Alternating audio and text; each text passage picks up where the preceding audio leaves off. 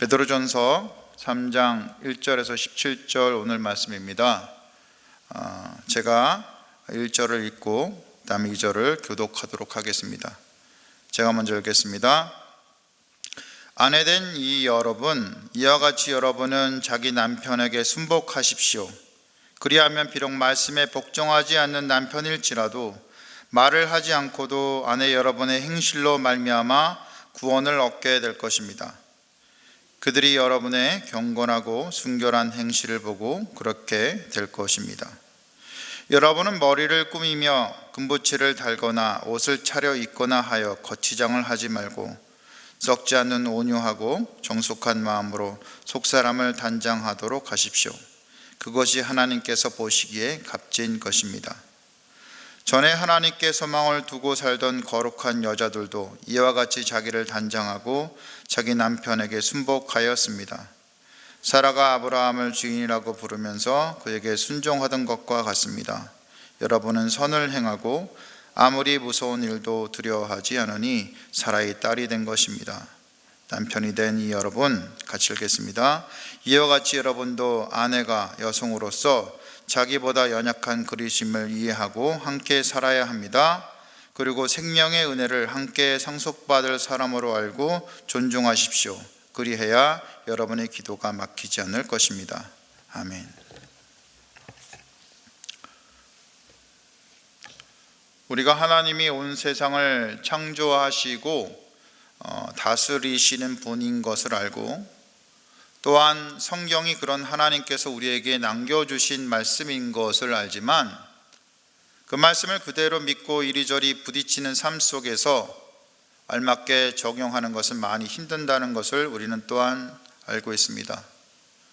이처럼 우리의 믿음의 걸음을 살아가면서 적용해 보는 것은 많은 용기가 필요하지만 그럼에도 그런 실험을 행하는 것은 믿음을 가지고 이 땅을 살아가는 그리스도인들이 도전했으면 하는 부분이기도 합니다. 물론 이 도전은 때론 성공의 기쁨을 누리기도 하지만 때론 실패와 좌절을 겪어야 하기도 합니다만 도전이 없는 그리스도인의 삶은 이미 죽어 있는 것이고 도전이 없다면 하나님의 생생한 일하심을 경험할 수도 없을 것입니다.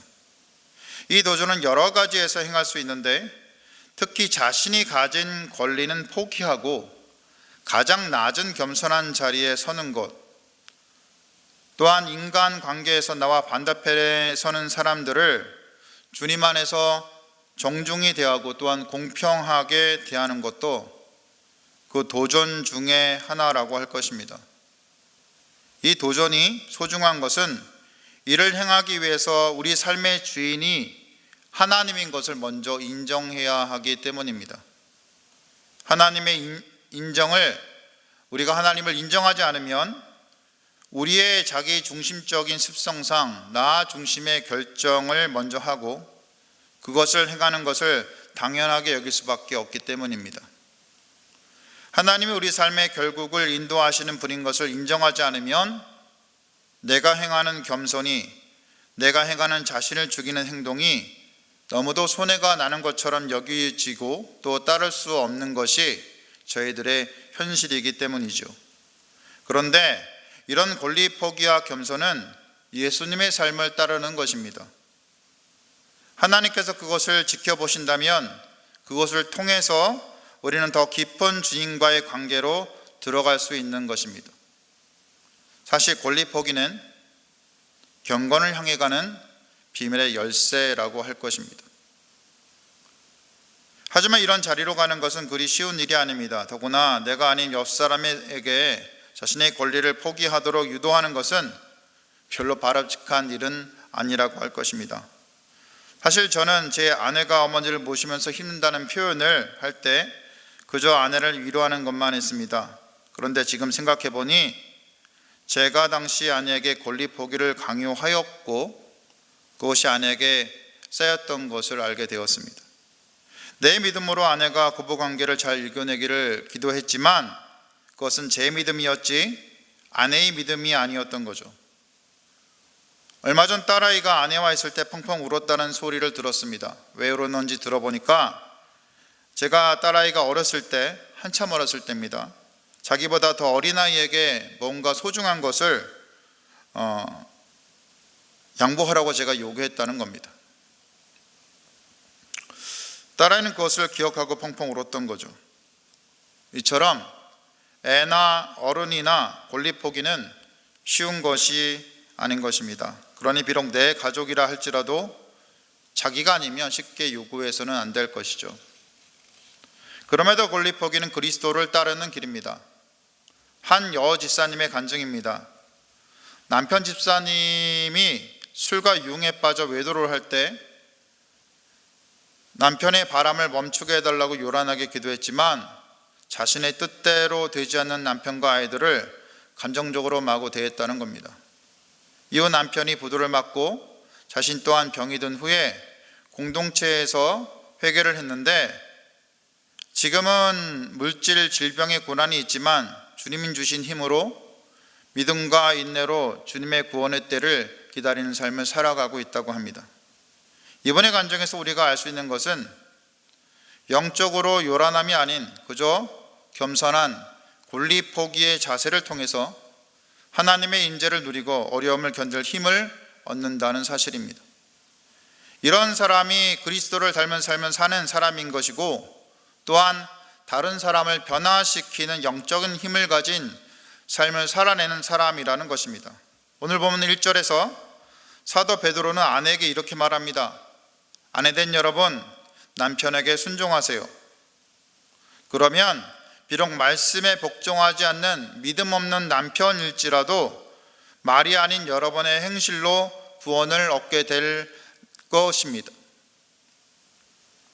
여기서 우리는 이 본문의 설정이 예수님을 믿는 아내가 예수님을 믿지 않는 남편에게 순종하라는 것임을 알 수 있습니다.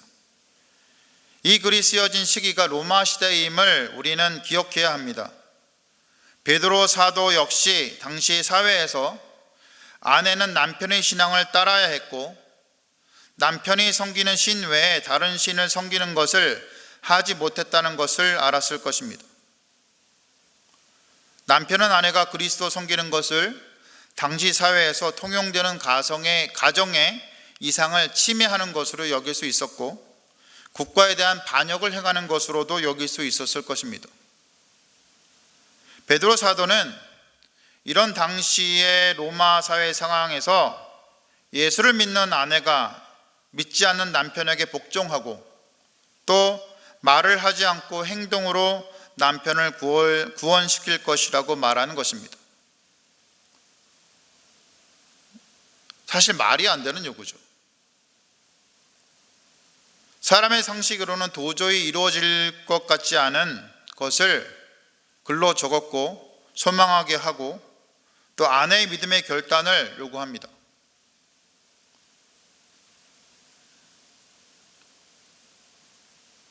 사람의 힘으로는 도저히 따르기 힘들 것 같은 이런 것, 성령의 도움이 아니고는 도저히 이룰 수 없을 것 같은 바로 권리포기의 자리입니다. 나는 그리스도와 함께 십자가에서 완전히 죽어버리고 오직 내 안에 그리스도만이 사는 것, 갈라디아서 2장 20절의 말씀의 실현이 내 삶 속에서 일어나는 지극히 경건하고 거룩한 자리라는 것입니다. 그런데 이것을 기억하시기 바랍니다. 하나님께서는 그런 가장 낮은 자리에 늘 계신다는 것입니다.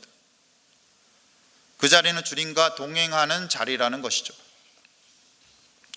베드로 사도는 이어서 말합니다. 믿지 않은 남편들이 아내의 경건하고 순결한 행실을 보고 믿음이 생길 것이라는 말입니다. 2절의 말씀은 전제가 이 아내의 행실이 경건하고 순결하다는 것이죠. 이 말은 그리스도를 위해서 자기를 부인하고 권리를 포기한 사람들의 특징이 경건하다는 것입니다. 그리고 순결하다는 것입니다. 이들의 삶은 경건한 척을 하는 삶이 아닙니다. 순결한 척도 하지 않습니다. 그저 주어진 삶을 살되 성령 안에서 깊이 살아가기 때문에 경건하게 되고 순결하게 됩니다. 여기서 우리는 다시 복음의 역사를 보게 됩니다.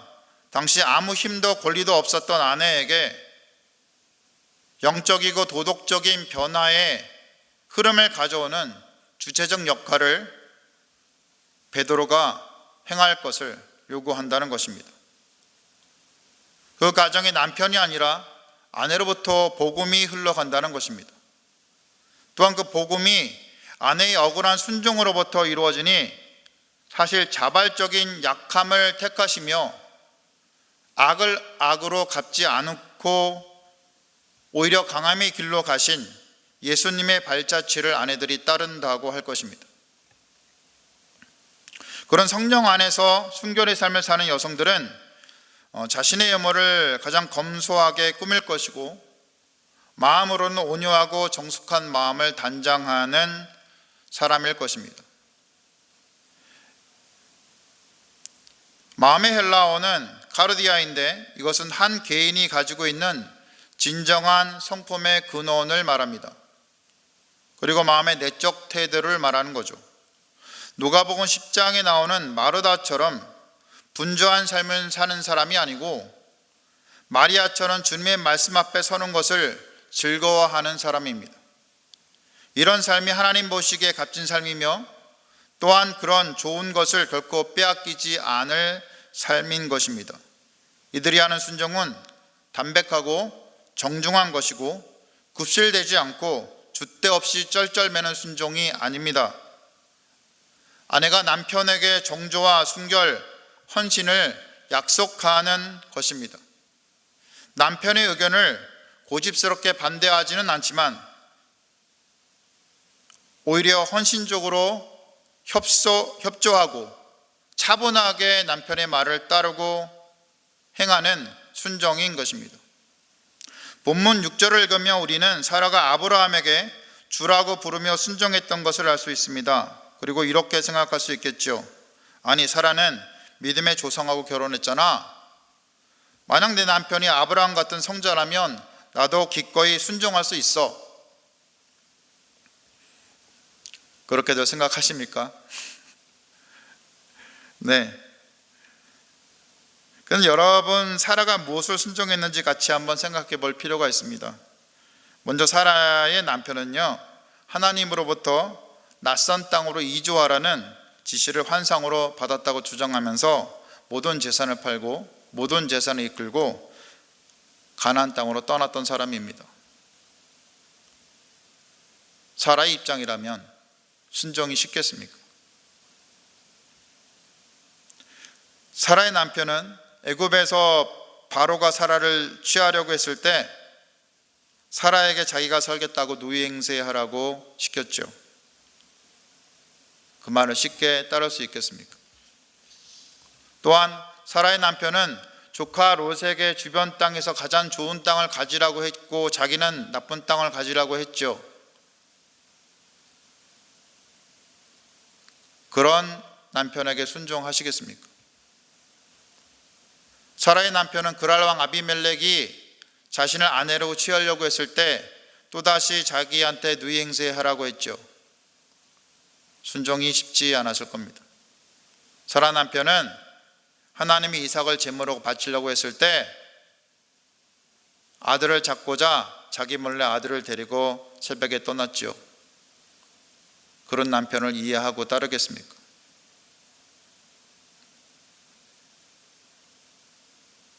사라의 관점에서 아브라함은 변덕스럽고 솔직하지 못하고 어리석고 무모하고 무책임한 사람이었겠죠. 그런데 여러분, 베드로 사도의 말처럼 그런 남편을 따라 순종하는 삶을 살아온 사라의 딸이 되어서 선을 행하고 무서운 일도 두려워하지 않는 삶을 살기를 진정 원하시고 계십니까?